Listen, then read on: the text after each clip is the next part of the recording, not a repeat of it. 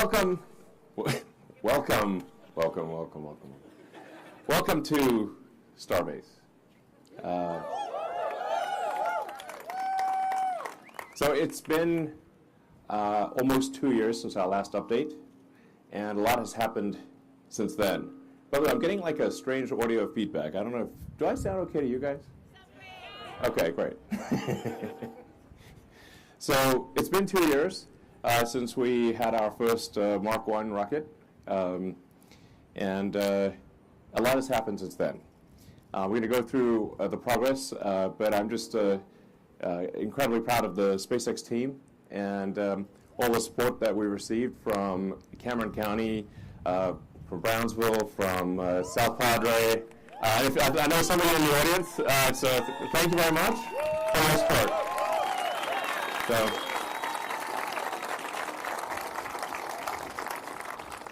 So before we jump into the details of what's happened over the past 2 years, I think it's worth just talking a bit about this, like why are we doing this? This, I mean, pretty epic, but what's the sort of deep meaning behind this? Like, why build a giant reusable rocket? Why make life multiplanetary? And I think this is just an incredibly important thing for the future of life itself. And there's both I call it the sort of the defensive reason or the life insurance reason. That's one part of it, which is that there's always some chance that something could go wrong on Earth. The dinosaurs are not around anymore. There could be some calamity that where we do ourselves in, or there's just which is that there's always some chance that something could go wrong on Earth. The dinosaurs are not around anymore. There could be some calamity that where we do ourselves in, or there's a natural disaster. Now I'm naturally an optimist, so I think the probability of that is low, but it is not zero. And eventually the sun will expand. It might take a few 100 million years, so don't hold your breath. But eventually the sun will expand and destroy all life. So for those who really care about not just the humans, but all the life on Earth, it is very important, essential, that over the long term that we become a multi-planet species and ultimately even go beyond the solar system and bring life with us. And we are life's stewards, life's guardians. The creatures that we love they can't build spaceships, but we can, and we can bring them with us. And I think that's pretty important, for those that care about the environment and care about all the creatures on Earth. So that's like I would say like the defensive or the life insurance reason for life collectively. But there's also an inspiring reason, which is that life can't just be about solving problems. There have to be things that inspire you, that move your heart, that make you glad to be, when you wake up in the morning, you're excited about the future. And going out there and being a multi-planet species and being a spacefaring civilization and making science fiction, not fiction forever, I think that's one of those things. I think that's what fires me up the most, is like, let's go out there and find out what this universe is all about. Are there other species out there? Maybe. Hopefully it's. I mean, we want to go find out what the heck's going on. What is going on? I mean, how do we get here? What's the meaning of life? 42. But what's the question? If we go out there and we explore the galaxy, ultimately, then we can find out some of these questions, and it will just be very exciting to do that, and something we can all look forward to. So even if somebody doesn't choose to go themselves, I think vicariously through others, they will go, they will understand, they will experience the universe. And I think that's incredibly fundamental to an exciting future. And that's why we're doing this. So.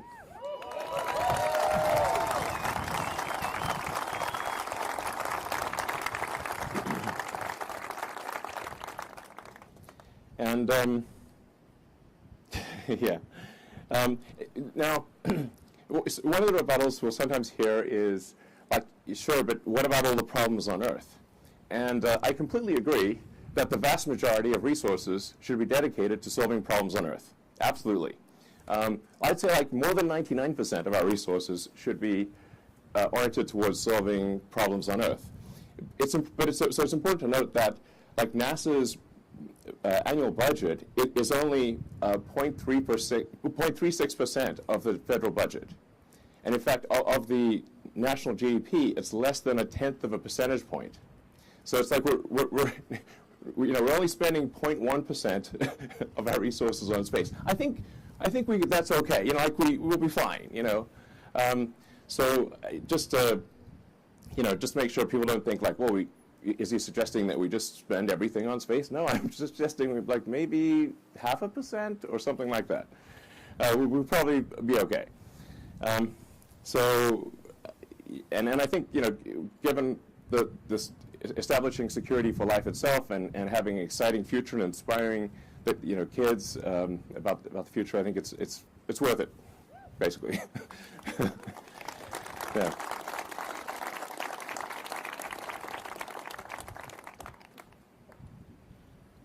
So, well, how do we do this? How do we make life multiplanetary? What's the first step? And the essential technology, the holy grail breakthrough that's needed, is a rapid and completely reusable rocket system. So this has never been accomplished before. And a lot of people, for the longest time, thought this was not possible. Now, with Falcon 9, we've been able to show that you can have reuse of a boost stage and reuse of the fairing. So with Falcon 9, we've demonstrated a lot of reuse of the boost stage and of the fairing. We've had over 100 reflights of the fairing over of the booster, and I'm not sure of the fairing number, but it's a lot. And that's a big step in the right direction. With Starship, we're aiming for full and rapid reusability. So,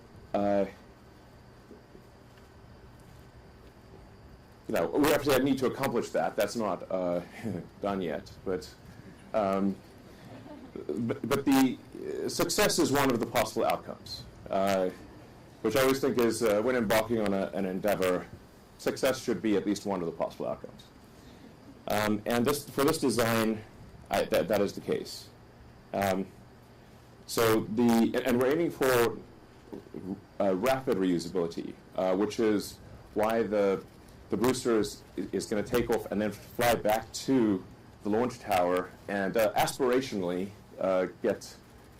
land on the arms, which does sound insane, or as Bill Riley would say, audacious. But if it does come in too fast and shear off the arms, then I guess it will be a farewell to arms. Sorry. The dad jokes, I have to warn you, they're only going to get worse. Here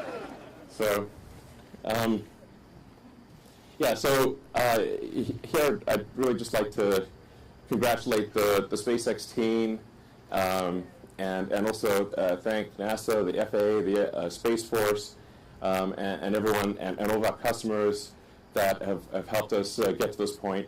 It's insanely hard to get a rocket to orbit.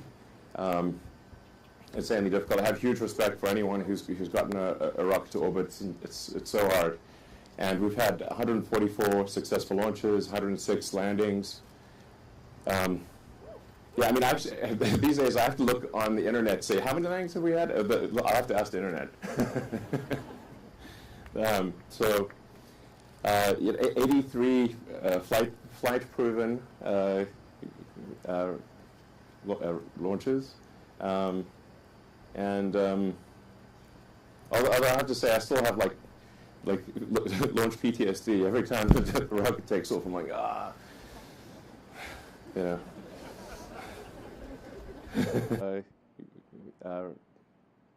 Launches, and although I have to say I still have like launch PTSD every time the rocket takes off. I'm like, you know. I just see all the ways that it could fail. Like, but you know, and then this year we're actually aiming to have around 50 launches, so it's about a launch per week on average, and yeah, so it's a hell of a year we got ahead of us, and in terms of mass to orbit, if you look at like tonnage to orbit. This bar chart that we'll show here really illustrates how profound a rapidly reusable rocket, especially a big one, is, what effect that has on total tonnage to orbit. So the total mass to orbit to date of Earth is around 15,000 tons, maybe 16,000 tons, and the mass per starship after a year, just 1 year of launching, if it launches 3 times a day, would be equal to all the mass to orbit of Earth to date. That's just one starship launching 3 times a day for a year. Now, if you have,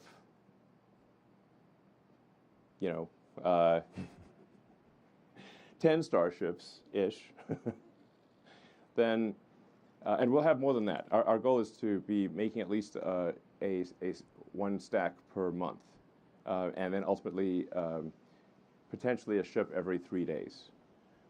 There'll be more ships than there are boosters because the booster actually, even though it's gigantic, will come back in about 6 minutes. Excitement guaranteed. So it only takes about 2 minutes on ascent and then about 4 minutes to return. So you'll know soon. The ship has to complete at least 1 orbit around Earth, and sometimes maybe 3 orbits or more. And each orbit is 90 minutes. So the ship is probably, you know, reusable about every 6 to 8 hours. That's why we say sort of 3 times a day for the ship. But in theory, the booster is capable of being reused every hour. So the propellant pumps are designed to fill the rocket in about half an hour. So this really is designed for rapid reusability. So if you can do roughly a million tons to Earth orbit, that's comfortably over 100,000 tons to the surface of Mars, maybe 150,000 tons, depending on how good the landing system is. So now you can only go to Mars every 2 years. And I think maybe roughly you need about 1 million tons on Mars to have a self-sustaining city. But the critical threshold, I think, for Mars is to have a city that is self-sustaining. It's going to be incredibly difficult to make a self-sustaining city because if it's missing any ingredient at all, however minor that ingredient is, then if the ships from Earth stop coming for any reason, the city will die out. So the critical threshold to pass one of the most important great filters for any species is to have the other planet no longer dependent on the original planet. So I don't know exactly what that tonnage is, but I suspect it is at least, if one tries to get the right order of magnitude, about 1 million tons. Hopefully it's not more than that. Starship is capable of doing that. It's capable of getting 1 million tons to the surface of Mars and creating a self-sustaining city. And I think we should try to do that as soon as we can. The window of opportunity may be open for a long time, and I hope it is, but it may also be open for a short time. And this is the first point in the 4.5 billion year history of Earth that it has been possible. I mean, let that sink in. Or if there's a sink, let it in. Still knocking at the door. I mean, it's a sentient sink. Let's face it. Come in.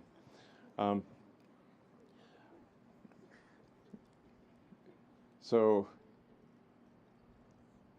4.5 billion years. It's been a while.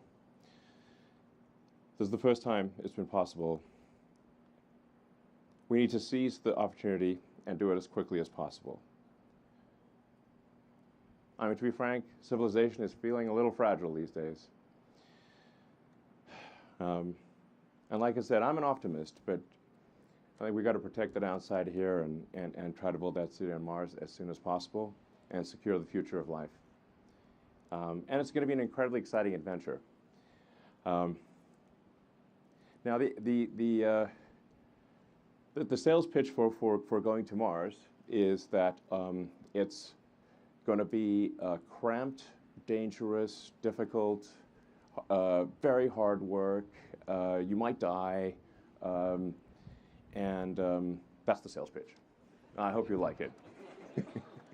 So far from being some sort of escape hatch, it will be extremely difficult and dangerous and tough. Mars is a fixer-upper of a planet, and so it's going to take some work to make it easy to live there. But one day we could make Mars a planet like Earth, and I think we should.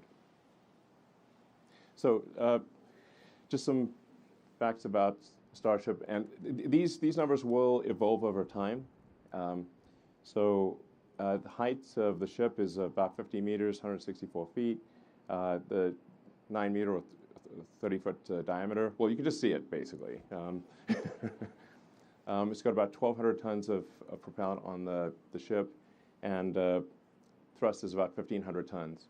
Now, these numbers will, we'll probably add more propellant over time, increase thrust.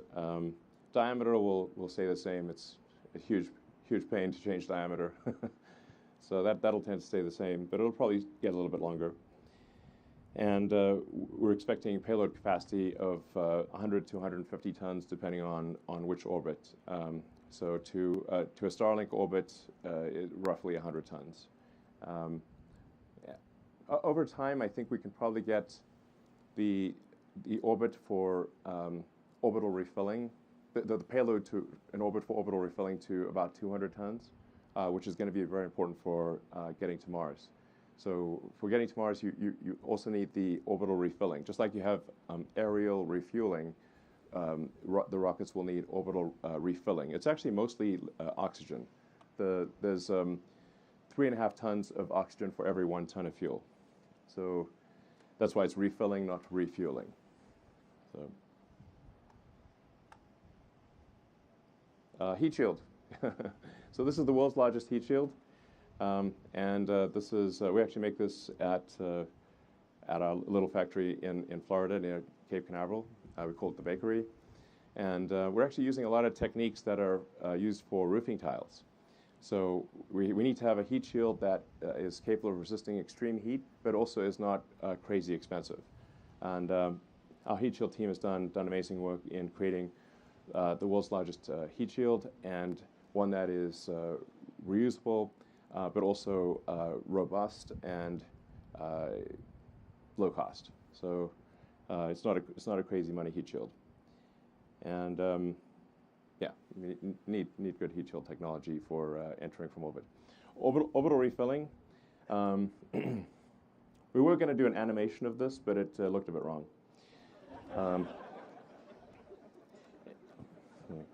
It is a fluid transfer.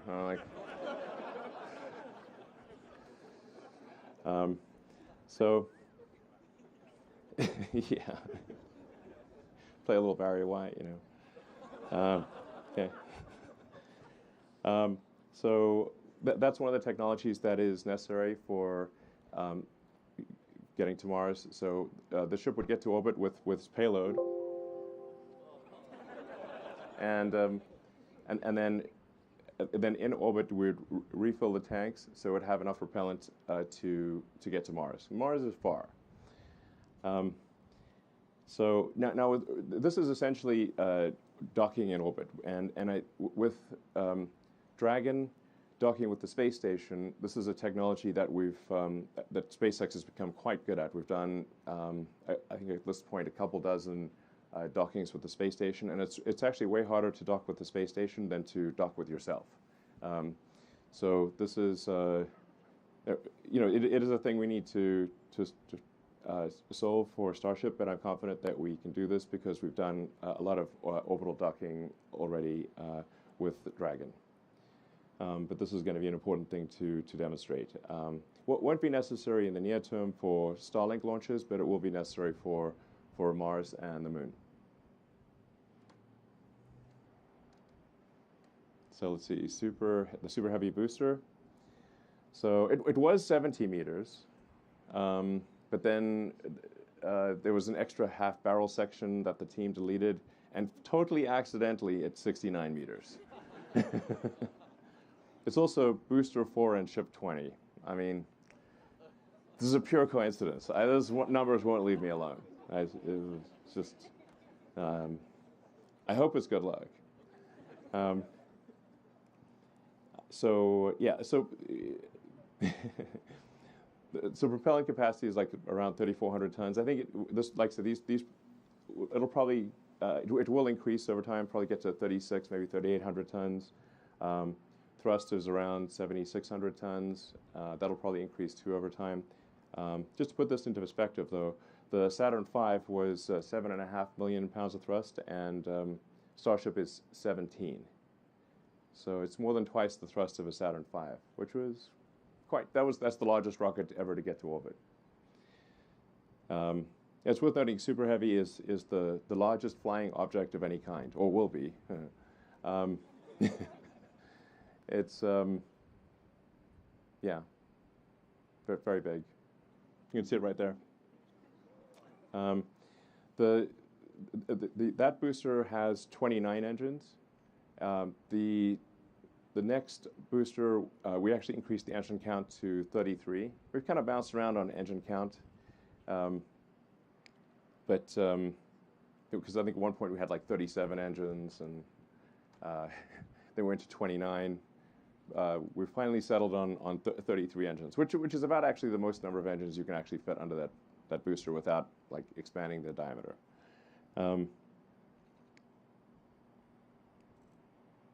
Yeah, and then this tower, this tower from design to construction was 13 months, so it's quite an epic structure.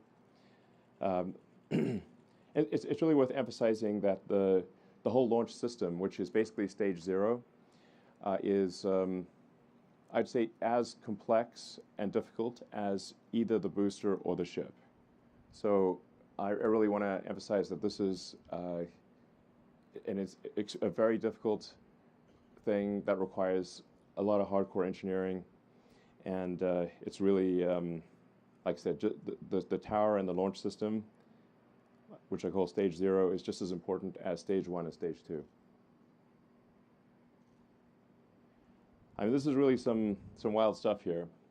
In fact, I mean, hard to believe it's real, except, you know, it's right there. So, yeah. And then Raptor development. Raptor 1 was 185 tons of thrust. Raptor 2 is 230 tons of thrust, and I think over time we can get that to probably 250 tons. So that's, and it's also significantly simplified. So you can see the difference between V1 and V2. The V2 is there's V1 looks like kind of like a Christmas tree spaghetti pile, a lot of fiddly bits, and V2 is greatly simplified while also increasing thrust at the same time.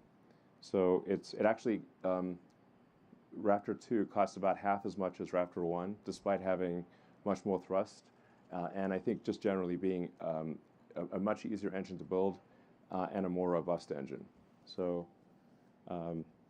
very excited about Raptor version 2, and it's only going to get better from here.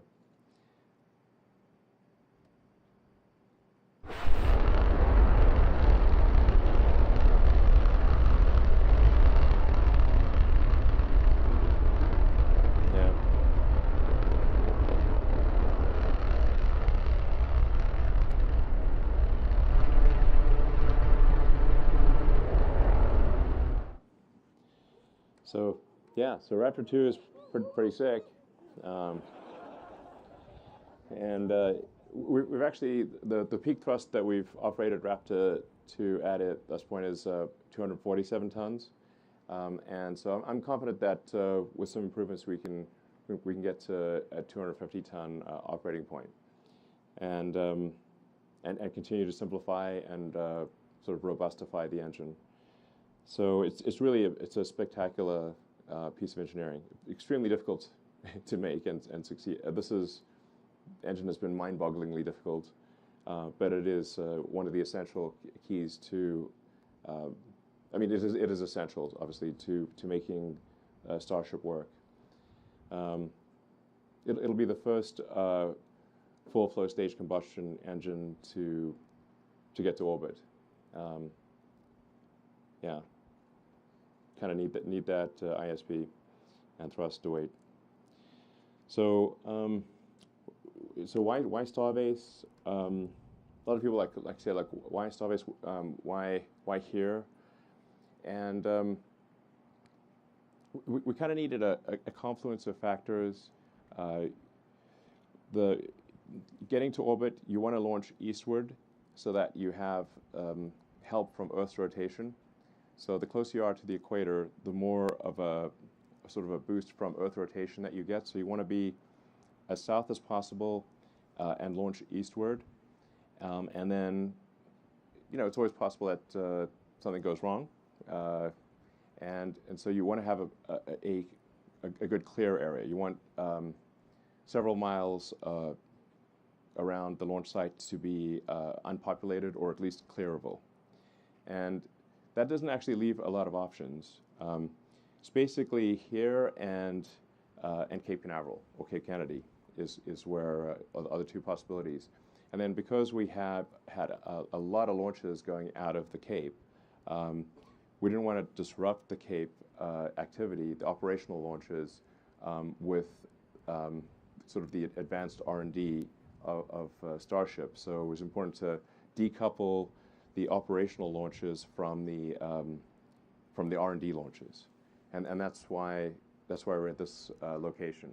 And once again, I'd just like to thank Cameron County and the Brownsville South Padre and the remaining residents of Boca Chica Village, where I live, by the way. It's my primary residence is that little village over there. So. And it's been great. It's been great being here, and super appreciate the support of the community. Anyway, thank you.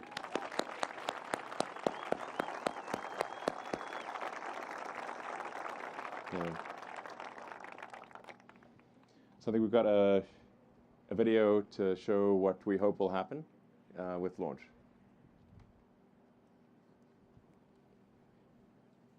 Play it now.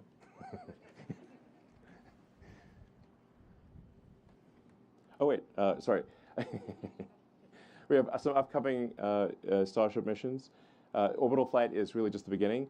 So we're going to have a number of Starlink missions that will launch Starlink satellite version 2. But even more exciting than that is the NASA human spaceflight mission.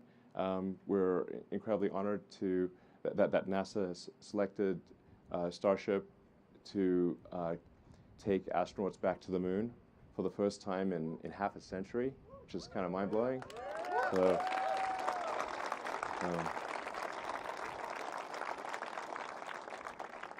I'd just like to say, like, SpaceX is just deeply honored and appreciative that NASA would choose us for this incredibly important mission, and we'll get it done.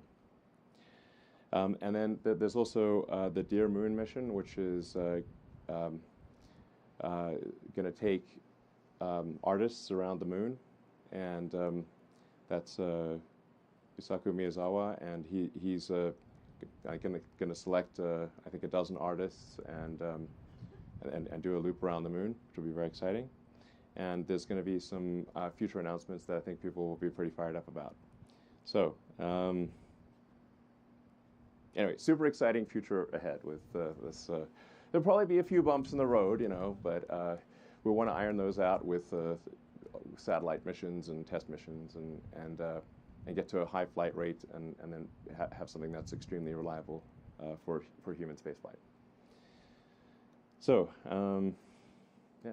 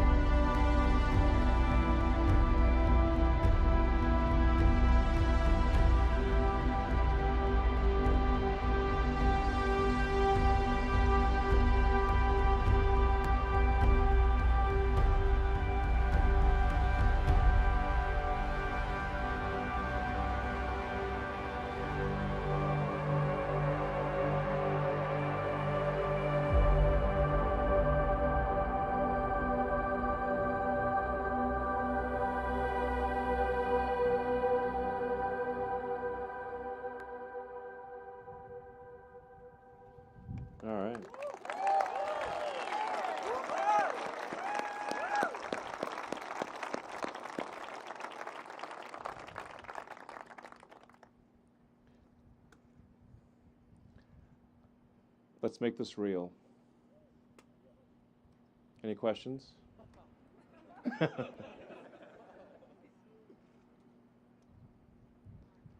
Let's make this real. Cool.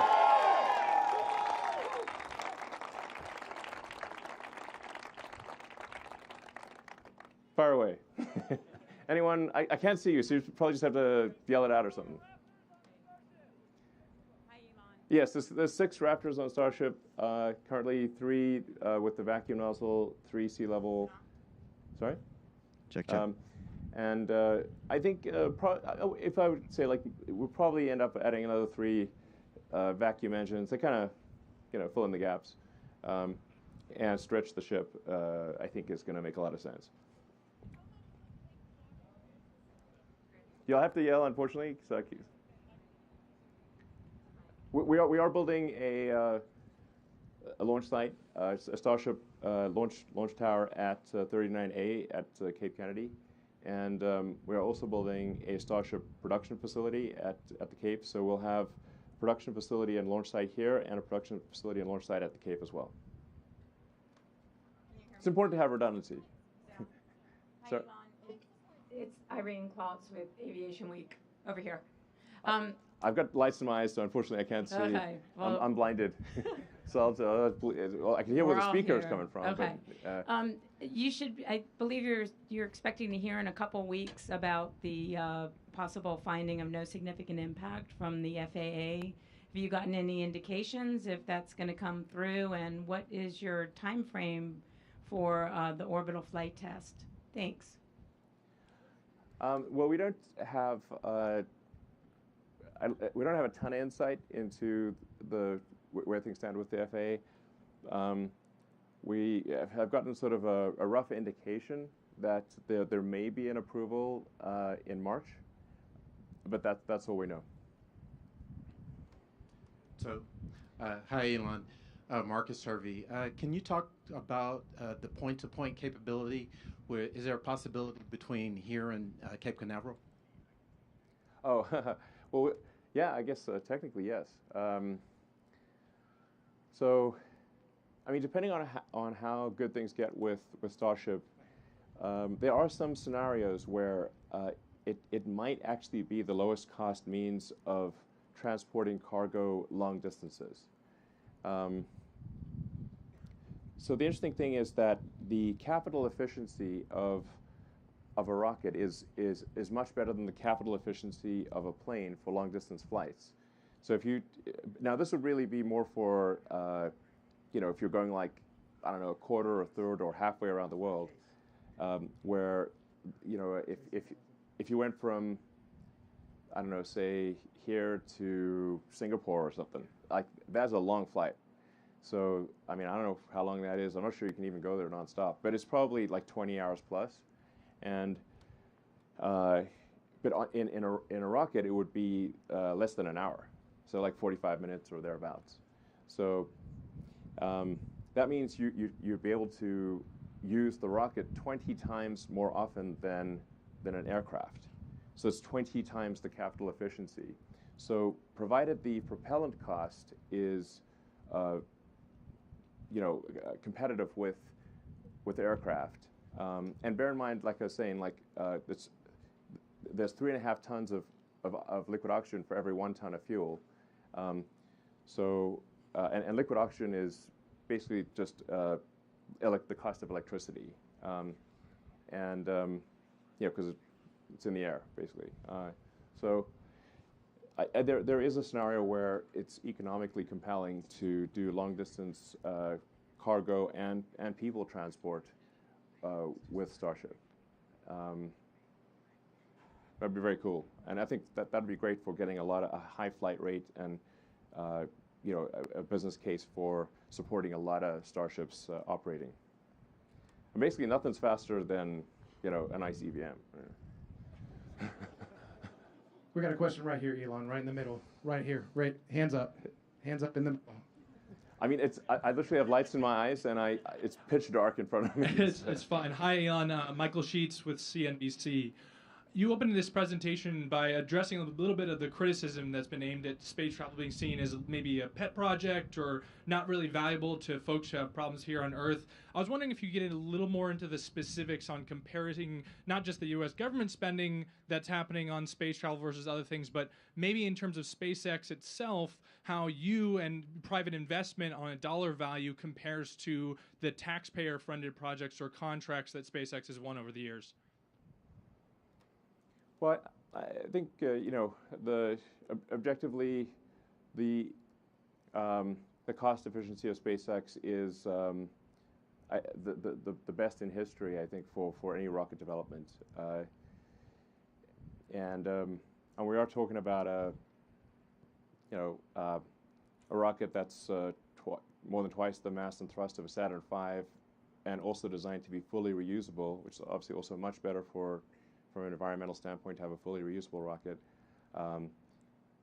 for a development cost that is, I don't know, between 5 and 10% of Saturn V.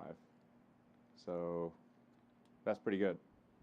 Because we need to make it work, so it's not worked yet, but it will work. Might be a few bumps along the road, but it'll work. I feel at this point, highly confident that we'll get to orbit this year. That's we're making a lot of rockets, making a lot of engines. We're close to achieving a Raptor 2 every day production rate, so sort of 7 a week, which is tough for a complex engine. And I think by the end of this year, we'll be able to produce a ship and a booster per month. So this is I don't know, at least an order of magnitude, maybe 2 orders of magnitude more efficient than anything in the past.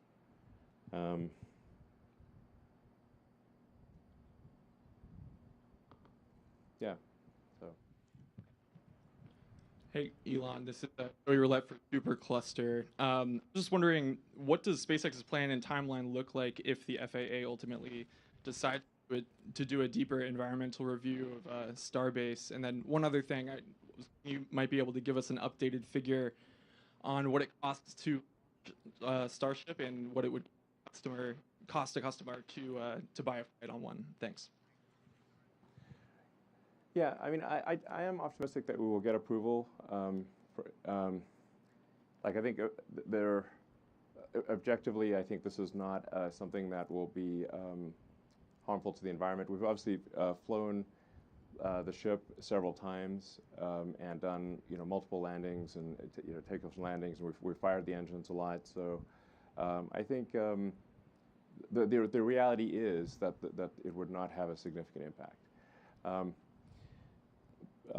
Now, of course, that doesn't mean things don't get delayed from a regulatory standpoint. And we are in a litigious society, and so there's always sort of lawsuits from someone, lawsuit city. Now we do have the alternative of the Cape, and we actually applied for environmental approval for launch from the Cape a few years ago and received it. So we actually are approved from an environmental standpoint to launch from 39A. So I guess our worst case scenario is that we would, I don't know, be delayed for 6 to 8 months to build up the Cape launch tower and launch from there.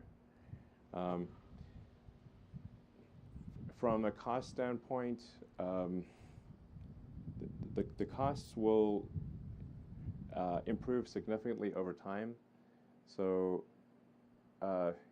because it'll take us a moment to achieve full reusability and full and rapid reusability, we'll probably lose a few vehicles along the way. With Falcon 9, I think it took us 14 or 15 attempts to successfully land the first booster. I don't think it'll take us that many with Starship because we have that experience. But it's certainly not a sure thing that it'll work the first time. I mean, from a cost standpoint, I mean, it's a 100-ton capability to orbit. On a marginal cost to launch basis, that doesn't count fixed costs, which obviously have to be covered. It may be as little as a few $1,000,000 per flight, maybe even as low as $1 million per flight. So this is crazy. These are crazy low numbers by space standards, crazy low.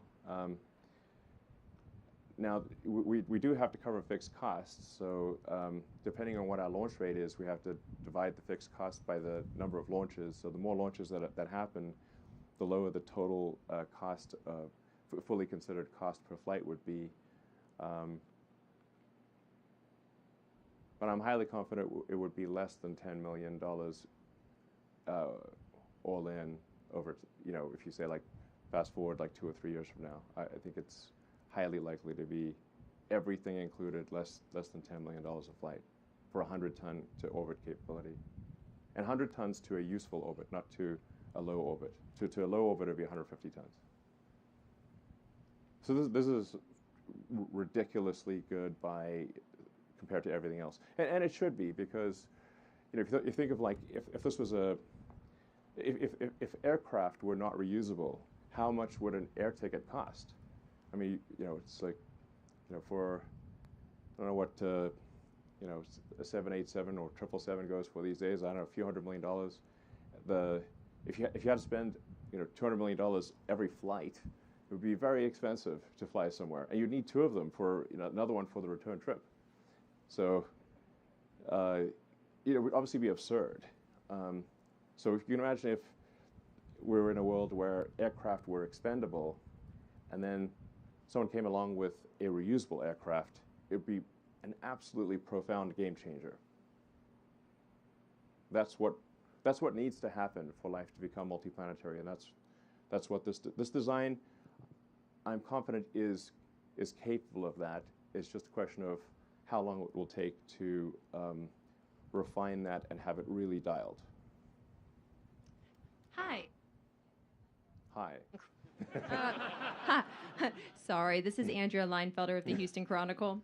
I wanted to know, when and how do you plan to test Starship refueling in space? And also, aside from NASA, Dear Moon, and Starlink, can you elaborate on the potential customer base for Starship? Thank you.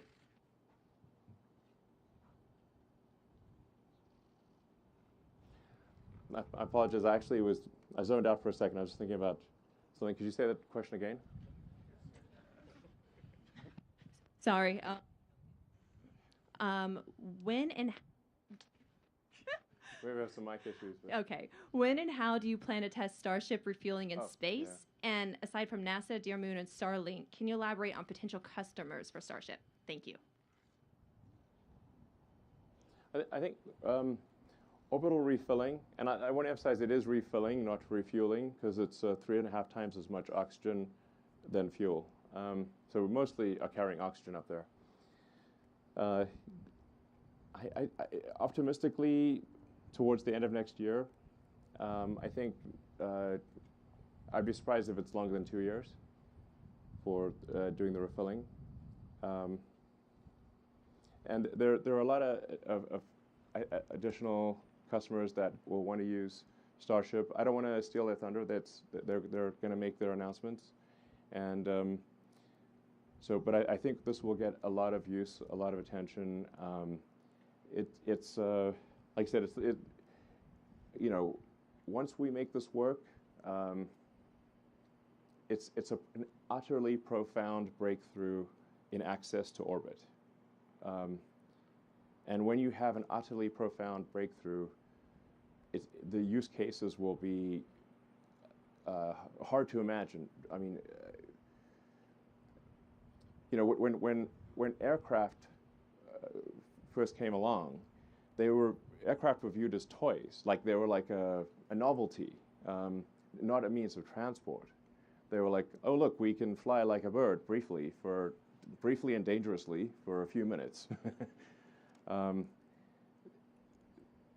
Nobody at the time, or at least I think very few people at the time, thought that there would be a global aircraft industry with airports throughout the world carrying people to every part of Earth in ridiculously short periods of time. You know, when the Wright brothers first took off, I mean, most people were just riding horses. So you're like, oh, you know, it's like riding a horse. See this crazy device, looks like witchcraft, and they would not have imagined that there would be aircraft flying, you know, tens of thousands of aircraft flying to every corner of the world. So I think we made this really could be an extremely profound situation, and we really can't even imagine all the use cases at this point. So.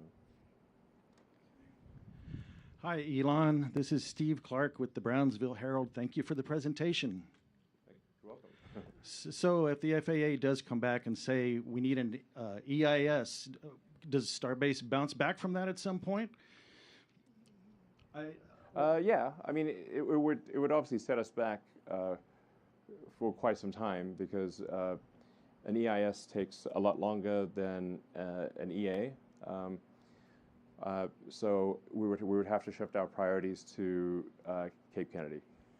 Okay, and long term, what do you envision for Starbase? Like a spaceport with flights coming and going and Starship manufacturing, or what is the future role of Starbase?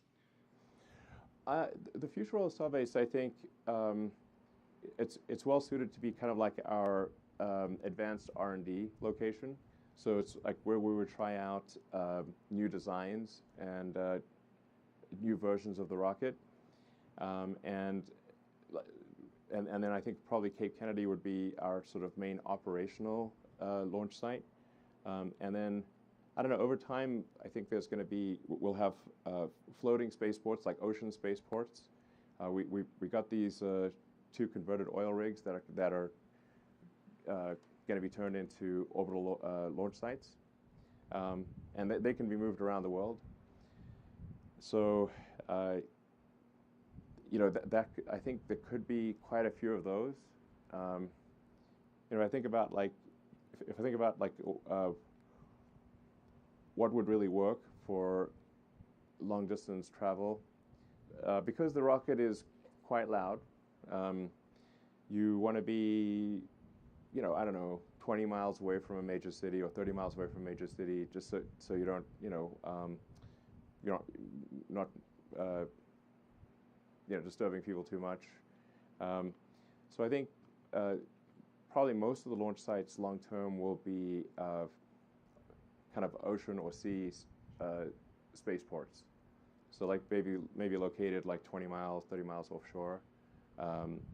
And this would allow Starship to connect any cities that are on the ocean or on the sea, and have a high flight rate, but without disturbing people too much. You know, I think people are willing to, you know, have something that's loud occasionally, but if you want to have it frequently, then it probably needs to be offshore. Hello, Elon. I'm Cam Gerlach with the SpaceX Reddit community. So you've talked a lot about how Raptor 2 is crucially important for Starship development and for the future of Starship. So I'm curious, what general improvements have you made with Raptor 2 to ensure it's not only more efficient and more powerful, but also much easier to produce and less expensive as well and faster? And how do you plan to continue to iterate further on the design in the future? So, Raptor 2 is an almost complete redesign relative to Raptor 1. So basically everything from the turbomachinery to the chamber nozzle, the electronics, basically everything's been redesigned. You can see the difference over there, the Raptor 1 versus Raptor 2. You know, a lot of the changes were deleting things. We deleted a lot, consolidated a lot. The rotating machinery, especially the inducers of the turbo pumps, are a lot more robust. We converted a bunch of flanges to welds, and we're actually over time will convert even more flanges to welds. I hate flanges, especially if you've got high pressure and a cryogenic fluid or super hot gas. Flanges and seals are a nightmare, and so we've got parts of that engine that are sort of 700-800 bar, sort of 11,000-12,000 psi, which is nutty, and so just going to welded joints instead of flanges was pretty helpful. The pre-burner controllers have been consolidated into a sort of a unified box as opposed to being kind of like all over the engine. And we're getting close to the point where I think Raptor will not need shrouds. So shrouds are a huge pain in the ass, like basically putting a whole shield around the engine, especially for the gimbaling engines, where it's got to kind of have like a sort of eyeball seal, like it's like rotating in a circle with a hot gas seal. With a bit more deletion and integration, I think the engine will be sort of flame proof, more or less, and then we can get rid of the shrouds, which would be a big mass savings. Yeah. So a lot more could go on. We're also operating at a higher chamber pressure. I think we can probably operate. I think over time we can operate it at 330 bar sustained in the main chamber, without having the pre-burner pressures be too high, by essentially not by losing less pressure. There's like a whole pressure ladder going from the turbo pumps and pre-burners to the main chamber, and by getting rid of a bunch of the choke points, we can have less pressure loss, and so the pumps can effectively produce more pressure in the main chamber due to less loss in the secondary systems. Do you have any? Have specific questions or? Sorry, yeah, Chris Gephardt with NASA Spaceflight. Can you talk a little bit about the abort modes that are available for ship if there were ever to be a problem during the climb to orbit? What would be available to the crew in that regard? And also on that same level, the life support systems for ship. Where do those stand, and what are the challenges that you're finding with just the sheer volume in Starship for that? Thank you. So Starship will not have an independent abort system, but I think something that would make sense is to have the thruster weight of the ship be enough that it could do it could take off from the booster, even if the booster has a failure at the pad level. So if you can get the thruster weight of the ship at sea level above 1, then even if there is something goes wrong with the booster, the ship can essentially fly away from the booster. And so that's something that I think would be important for carrying people, and also for high-value cargo, to have the ship have thruster weight greater than 1 even at sea level. And then there's like I said, that would be like the 9-engine version, and then even if you lost one engine, I think you should still be able to do an abort. So I think for crewed missions, we would essentially maybe detank the ship to some degree so that you'd have kind of a launch abort capability with the ship, even if you lost an engine. That'd be my recommendation. From a life support standpoint, we would have a sort of a renewable, like for long, we could scale up the life support system in Dragon. That would certainly be an option, and that would work for missions that are, say, a week or 2 weeks. That would be fine. For missions to Mars, you'd want a life support system that is renewable. So it's essentially recycling everything. in a closed loop system with close to zero loss to mass.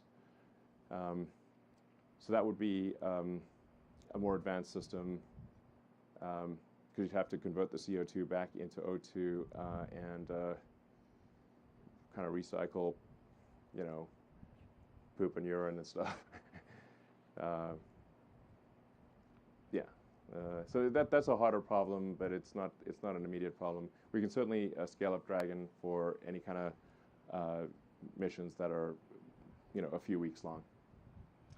Hi, Elon. Eric Berger with Ars Technica. Thanks for taking some questions. I'm wondering if you do get that approval from the FAA in March. I know that there's really no way of knowing, but could you talk a little bit about the hardware readiness, sort of where you are technically? The launch tower is pretty incredible, but sort of the rocket, the ground systems, software. Like if you were to get some kind of approval from the FAA in March, would you be looking at, how quickly could the hardware be ready to go? Yeah, I mean, I think we're close to having the hardware ready to go. So right now, I think we're tracking to have the regulatory approval and hardware readiness around the same time. Yeah, so yeah, around the same. Hopefully, basically a couple months for both.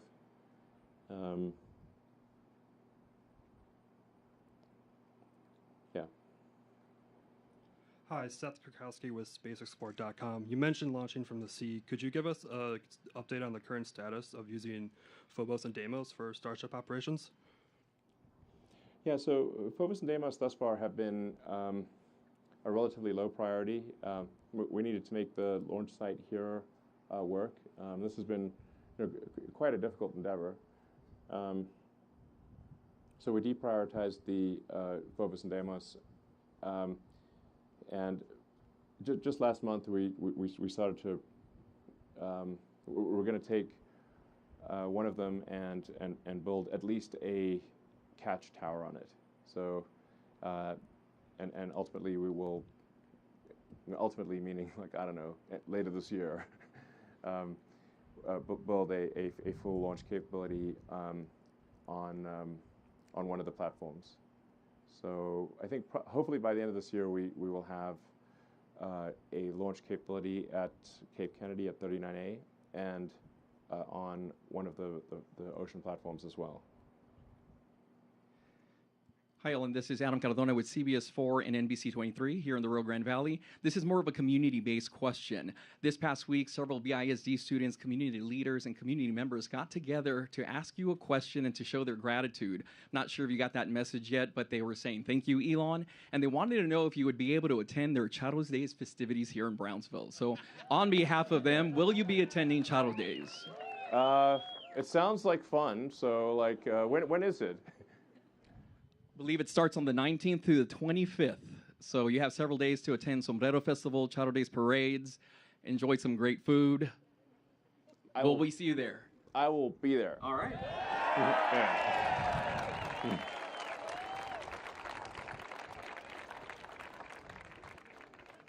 That's going to be hard to follow up. Hey, Elon. Tim Dodd, the Everyday Astronaut here. Okay, so a little bit more Raptor 2 talk again. Where are you at as far as production? How many do you have? How are they handling, testing? Are they more cantankerous, less cantankerous? Just give us a little more rundown, like on where you're actually at. Is that a bottleneck for the next booster as well? We assume the next booster is going to require, Raptor 2. So, kind of where are you at with the production and the testing so far? Well, I mean, right now, of any technical problem, I'm spending the most time personally on Raptor 2. Like, really, they're like the two things that occupy the most number of mental cycles are Raptor 2 and Tesla Full Self-Driving. The only remaining issue that we're aware of is melting the chamber. So that thing really wants to melt, It's got like on the order of a gigawatt of heat, so it's pretty hot. Like a gigawatt's like what a nuclear power plant produces. So it really is desperately trying to melt at any point in time. We've got, we're flowing an immense amount of cryogenic fuel to cool the chamber in the channels. We have head-end film cooling. We've got throat film cooling. And we're just trying to get the exact sort of balance between head-end film cooling and throat film cooling to not melt the chamber. I think we're pretty close. Like we have a couple engines in the stand that have I think 700 or 800 seconds of operation and several start cycles. So it's looking positive, but that's the remaining issue is melting the chamber. But in the meantime, we're scaling up old production to get to 1 a day or better. So apart from melted chambers, we're doing well. We've got a lot of pumps, a lot of electronics, a lot of pre-burner controllers. Just not melting the chamber, which is very difficult, is the last remaining challenge. But I think we're very close to solving that. And then the production system has a lot of momentum. Like I said, we're really, like next week we'll probably make at least 5 or 6 Raptor 2s, for example. And I think we'll be at a 7 a week or better by next month. But those are crazy. These are crazy numbers for rocket engines, by the way. Yeah. Hi, Elon. Robert Perlman with Space.com and Collect Space. You mentioned the NASA contract for the human landing system. At one point, do you envision splintering off development of Starship for HLS, or how are you going to balance the timelines of rapid reusability versus NASA's own schedule of when they're ready to go to the moon? I don't think there's really a conflict there. We're going to be making a lot of ships, a lot of boosters, obviously a lot of engines. Yeah, it's kind of interesting. Like with the booster with 33 engines and the ship with 9 engines is 42. There we go again. And that also total coincidence.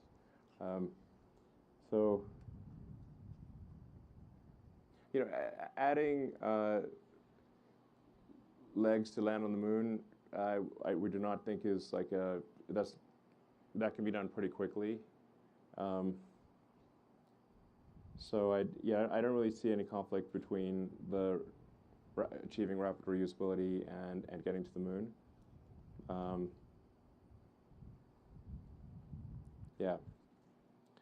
A high production rate solves many ills. So we're aiming for a high production rate. Hi, Lauren Grush with The Verge. I'm wondering if you can clarify the number of launches that you plan to conduct in order to do these refillings. I know a lot of numbers have been thrown around, so I'm wondering if you have landed on a final number. And how quickly do you plan to launch those missions back to back to refuel the vehicle to get to the moon? Thanks. Yeah, so the missions would happen pretty fast for refilling the vehicles to minimize boil off of the cryogenic propellants. Now for the vehicle going to the moon, we have some installation to minimize boil off. But we'd probably be launching, I don't know, probably every few hours,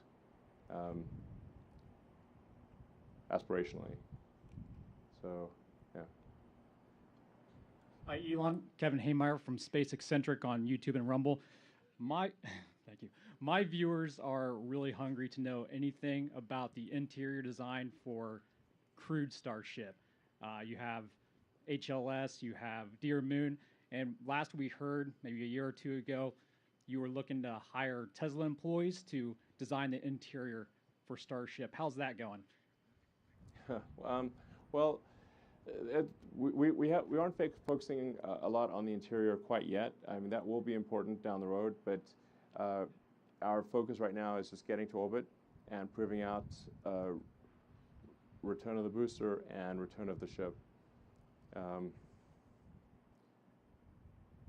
Yeah, it's fundamentally very difficult to build a fully reusable rocket given the strength of Earth's gravity and the density of our atmosphere. Like there's no, you can't have a lot of mass margin. So our focus is solving that rapid reusability. Like I said, we'll have a high production rate, so we're not dependent on full reusability, but really that's the breakthrough that's fundamentally important to change the course of human civilization to become a multi-planet species. Elon, this will be the last question for you. Evening, Elon. Bob Duncan. I'm a local resident. We're cutting out the mic. Are we cutting out? Is that better? Hi, evening. My name is Bob Duncan. I'm a local resident here in the area. And first off, thank you for a very cool evening. So this has been a lot of fun for us.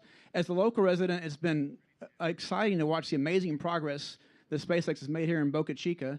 And I was just curious, we're standing on the southern tip of the state of Texas. We're a few hundred yards from your residence. Could you just speak to what, if anything, has been appealing or advantageous about operating in the state of Texas versus other parts of the country? Thank you. Well, I think we've,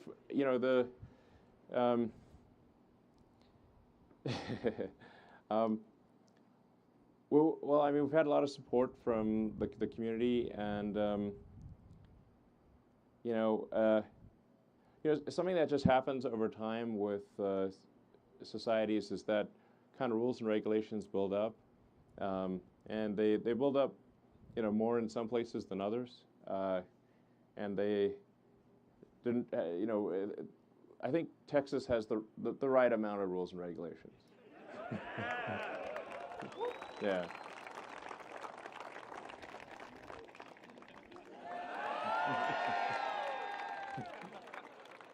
So, thank you all for coming. I hope you've enjoyed the evening, and I think we might be able to get you closer to the rocket if you'd like. So we'll get you as close as possible while still being safe. Yeah, feel free to take pictures, have a good time, and